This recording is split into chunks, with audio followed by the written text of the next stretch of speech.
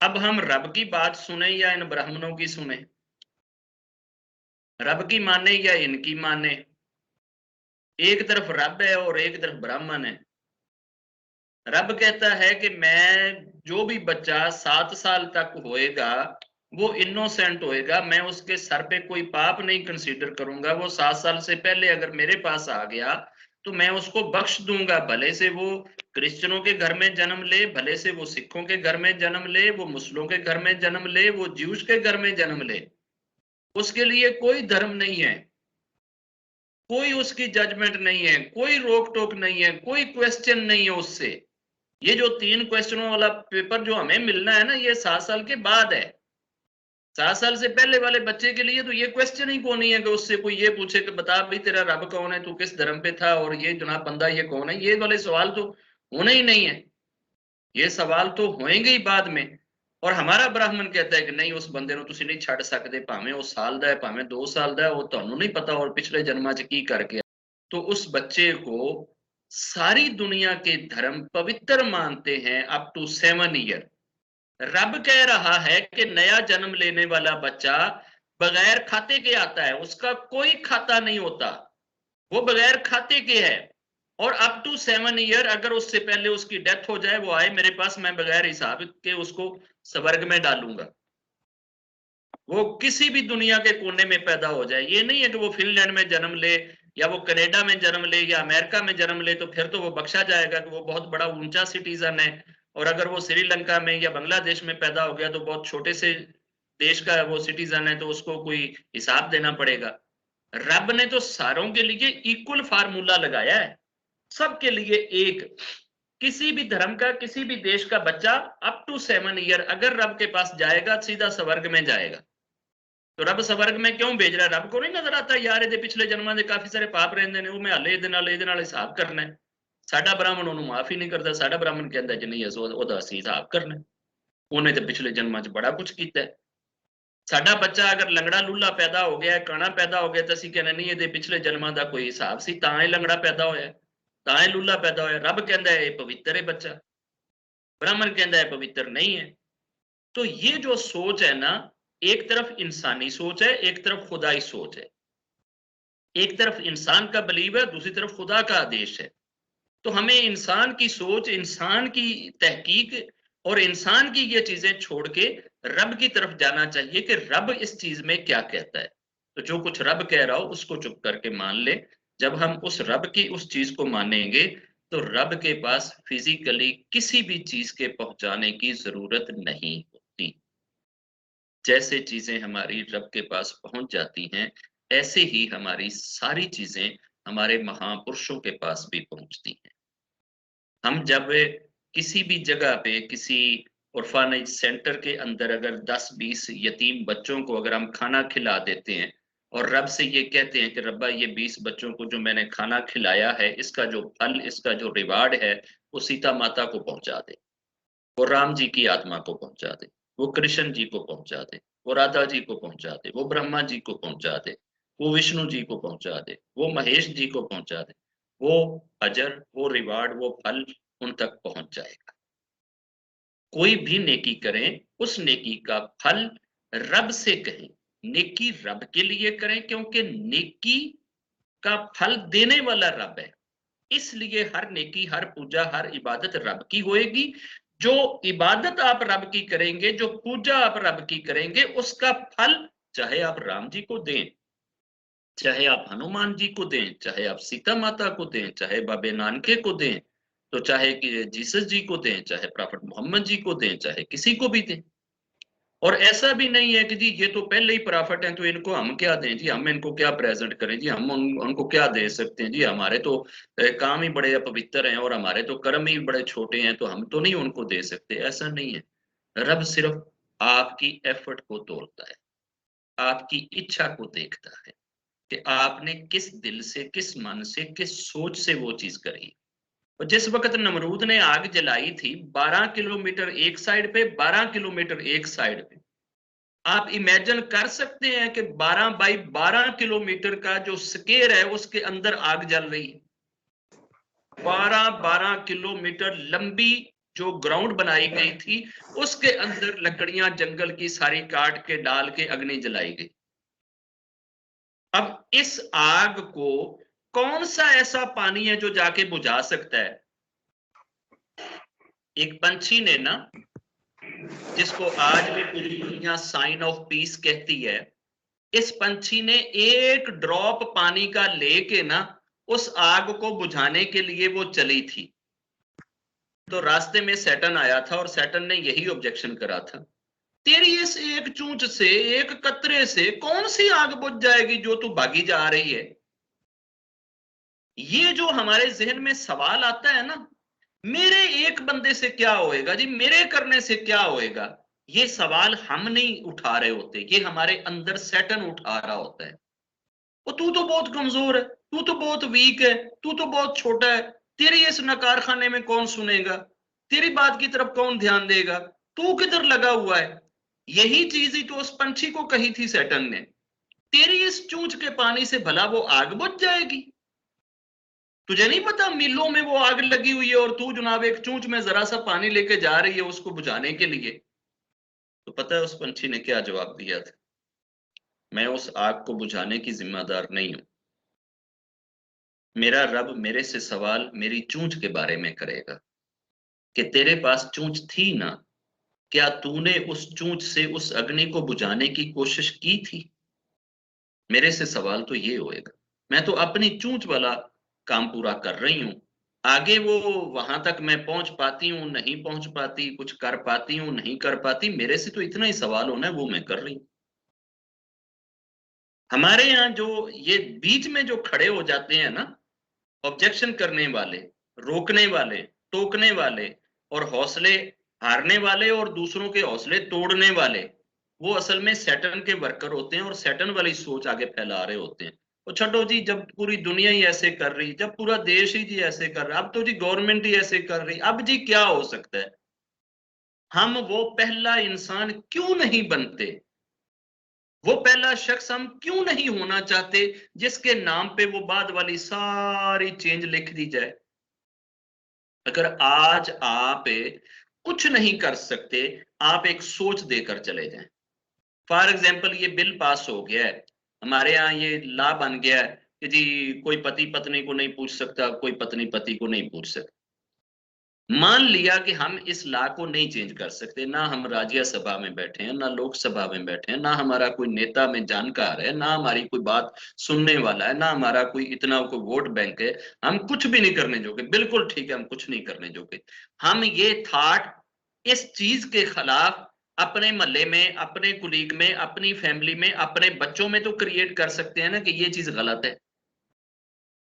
मान लो कि आप एक सोच क्रिएट करके, आप एक बात कह के, आप एक दशा दिखा के आप चले गए, आप इस वर्तमान से मर गए।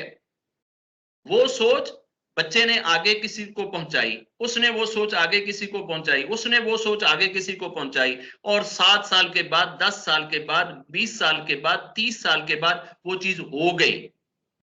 इन 30 सालों में जितने लाखों लोग उस सोच के पीछे आके अपना एक्शन करेंगे, इन सारों को जितना लाभ, जितना फल, जितना रिवार्ड मिलेगा, उस सोच के जनरेटर को मिल जाएगा जिसने वो सबसे पहले वो सोच पैदा करी।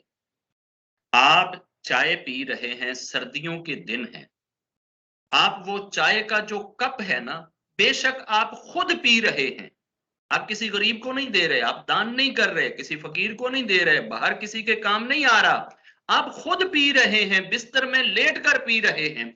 आप इस कप का भी रिवार्ड राम जी तक पहुंचा सकते हैं, कृष्ण जी तक पहुंचा सकते हैं, ब्रह्मा जी तक पहुंचा सकते हैं।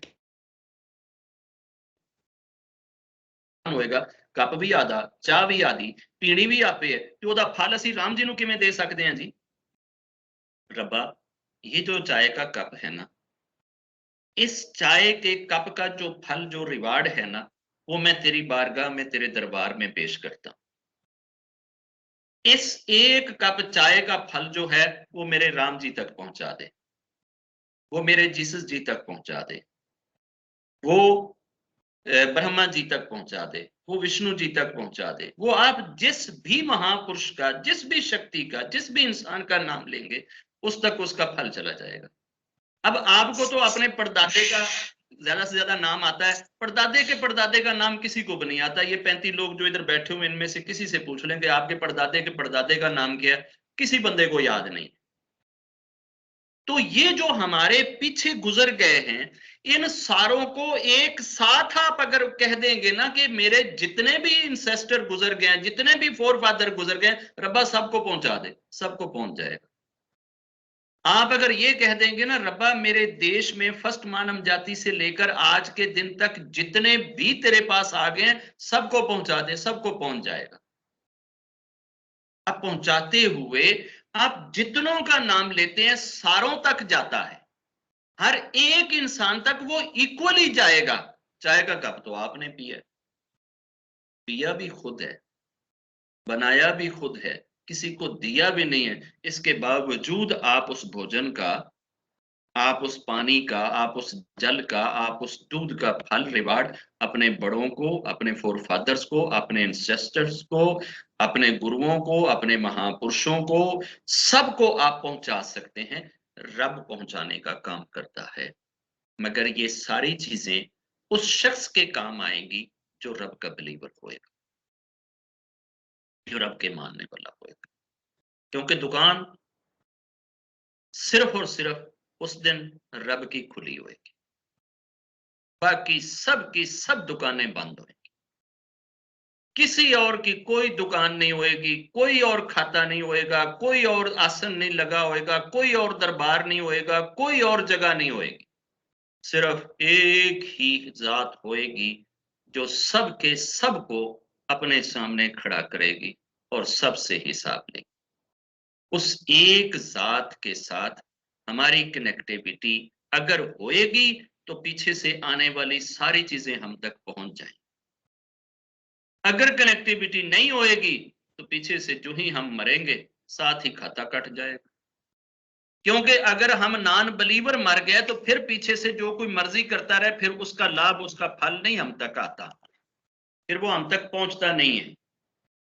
बिलीवर अगर आप होंगे तो फिर आपको उसका फल इस शक्ल में मिलता है कि आप स्वर्ग में जाते हो।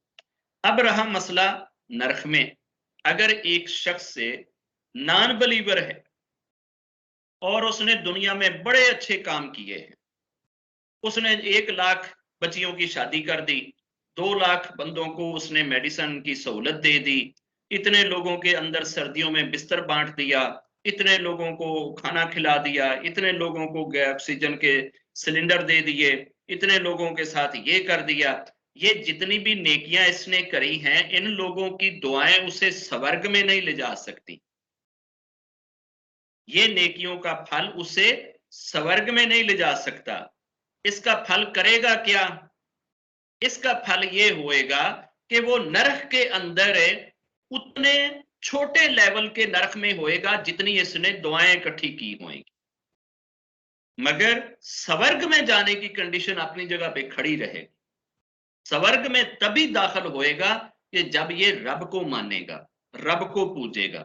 अगर रब को नहीं मानता, रब को नहीं पूजता, तो ये जो कुछ इसने काम सारी जिंदगी किया है, इन कामों का फल उसे इसी शक्ल में मिल सकता है कि जो इसने नरक में वो 88 लाख मील की गहराई में होना था, वहां की बजाय हो सकता है ये 1 मील गहरा हो, सिर्फ इसके ऊपर 1 मील की अग्नि हो, बाकी ये नीचे ना हो, उतनी तय में ना हो, उतनी तपश में ना हो, लेकिन जाएगा नरक में। तो मेन जो चीज है वो नरक से निकलने की है, नरक से बचने की है। तो नरक से निकलना और स्वर्ग में पहुंचना ये उसी सूरत में है कि जब आप बिलीव वाले हैं। अगर बिलीवर नहीं है तो आप ज्यादा से ज्यादा नरक में रहेंगे, और नरक में आपके ऊपर अग्नि का जो अजाब है, जो तकलीफ है, वो कम की जा सकती है आपकी नेकियों के बदले में। अदरवाइज तो वो नेकियां भी, रब कहता है कि जो नॉन बिलीवर हैं उनकी नेकियां तो मैं किसी एक चीज के बदले में भी सारी रख लूंगा। और ऐसी बहुत सारी मिसालें हैं कि जिनके बारे में ये कहा जाता है कि उन्होंने जितनी भी साल सारी उम्र में नेकियां करी होंगी, लाखों लोगों के साथ भलाई करी होएगी, बड़ी अच्छाई करी होएगी, बड़ा जनाब उन्होंने लंगर चलाया होएगा, बंदर बांट की होएगी, ये सारी चीजें वो रब इस एक इंडेक्स फिंगर के बदले में सारी नेकियां रख ले। आजो भैया थे। ਇਹ ਜਿੰਨੀਆਂ ਨੇਕੀਆਂ ਕੀਤੀਆਂ ਨੇ ਦੂਸਰੇ ਪਾਸੇ ਮੇਰੀ ਇਹ ਉਂਗਲੀ ਰੱਖ ਜਿਹੜੀ ਤੂੰ ਸਾਰੀ ਜ਼ਿੰਦਗੀ ਯੂਜ਼ ਕੀਤੀ ਹੈ, ਇਹ ਇਸ ਪਾਸੇ ਤੂੰ अपनी नेकियां रख, वो उत्थे ही फारग हो जाएगा। बाकी उसके सर पे सिर्फ पाप रह जाएंगे, उनके बलबूते पे रब कहेगा जा हुण जाके नरक चले। रब अपनी उंगली की कीमत कितनी लगाता है, ये तो आप उसे बाउंड नहीं कर सकते ना। कोई आपने उसके साथ अस्टान तो नहीं काटा हुआ ना कि मेरी इंडेक्स फिंगर की जो कीमत है ना वो सिर्फ 4 अरब गुना लगानी है आपने, या 4 अरब नेकियां लगानी है, इससे ज्यादा नहीं लगानी। रब चाहे तेरी सारी उम्र की नेकियां लगा, चीज उसकी है, कीमत भी वही लगाएगा। इस वजह से मैं बार बार फोकस करता हूं, बार बार जोर देता हूं कि सबसे जरूरी चीज जो इंसान के लिए है यहाँ, वो रब का तसव्वुर और रब की पूजा है। रब का तसव्वुर, रब की पूजा, रब का तसव्वुर, रब की पूजा, ये स्वर्ग में जाने की है, चाबी है, रास्ता है। जब तक ये रास्ता नहीं ना खोलोगे, आप जितने मर्जी अच्छे बने रहो, जितने मर्जी शरीफ बने रहो, जितनी मर्जी नेकियां करते रहो, आप चूंकि उस कंडीशन को फुलफिल नहीं कर रहे, इसलिए ये सारी की सारी नेकियां रब आपके मुंह के ऊपर मारेगा, रखा दे कोले सारियां आदियां नेकियां, मैनू ਇਹ ਚਾਹੀਦੀਆਂ ही नहीं, जा लै जा जिथे जाके देनियां नहीं जाके दे आ, जा जिन्हों जाके बेचनियां नहीं जाके बेच आ। तो उस चीज से बचने की कोशिश किया। मेरी बहुत सारी दुआएं और ढेर सारा आशीर्वाद आप सबके साथ। रब आप सबको अपने साथ हमेशा हमेशा जोड़े रखे। आपका हर एक्शन रब के साथ जुड़ा हुआ हो, आपकी हर सोच रब के साथ जुड़ी हुई हो, आपकी सारी की सारी चीजें रब के साथ जुड़ी हुई। जय